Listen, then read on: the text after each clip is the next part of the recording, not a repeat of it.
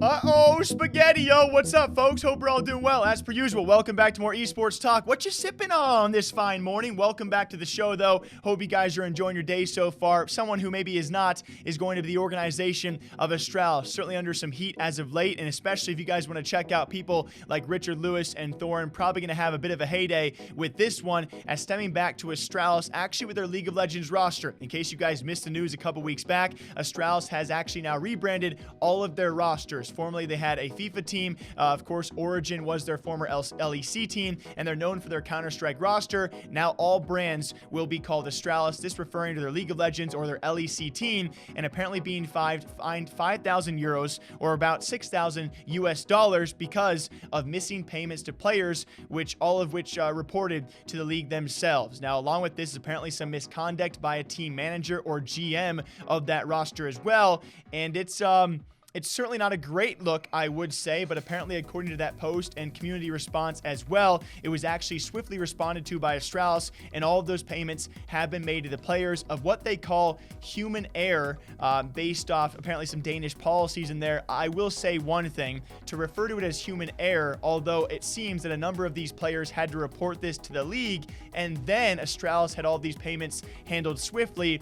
It's not the best look. Even further, it was actually that general manager apparently, I wouldn't say convicted, but he was actually found to be operating in some form of misconduct about representing some contractual clauses or contract terms to those players, and also only a single accusation of a verbal misconduct as well. The word or verbiage used was not listed in the offense. But I will say, based off the former history of this roster, especially the organization, stemming back to some Counter-Strike problems, if you guys know that, some players having some exhaustion and some medical leaves in the Counter-Strike area, as well as some financial problems being brought to light by their figures like Richard Lewis and like Thorin, is why this is a pretty big deal when referring to the organization of Astralis. And for anyone blocked by Thorin, he did actually have a few comments on this, and if you want to check him out incognito, I'm sure he'll be posting about it a few more times in the future. He says, Astralis GM exhibited conduct unbecoming of an LEC team manager, including the misrepresentation of certain contract terms with the team members and a singular instance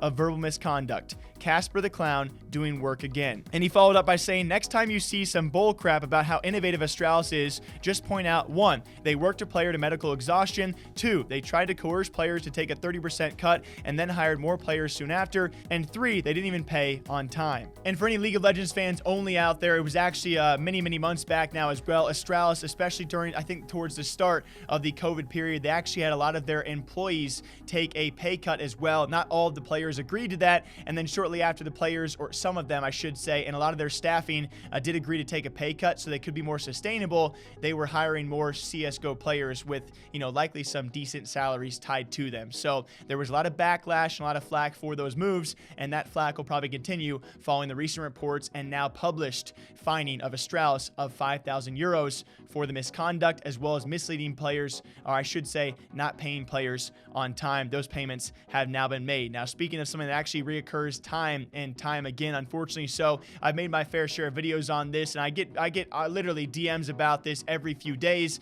that being scam streams on Twitch. I was actually just checking this morning, and I'll play you guys a video as well. I realized that Counter-Strike viewer count was actually pretty high for when I checked around 6 or 7 a.m., and I went to find out it was actually Shroud back after a late night stream just last night, early on this morning. It was a fake Shroud, by the way, breaking right around 23 to 24,000 viewers, and shocker, it was another Twitch scam stream. Twitch and YouTube, but mostly Twitch, especially over the past many months, has been struggling with several scam streams out there by several top names, and yes, they are all fake, and yes, they are all scams.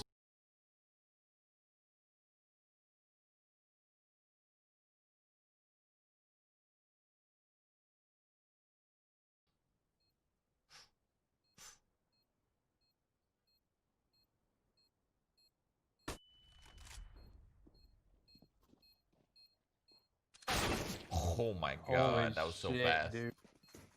Can't even fucking die instantly. We have to actually play this out. This is great. Yeah. They don't have a system for this? That's the shitty part, man.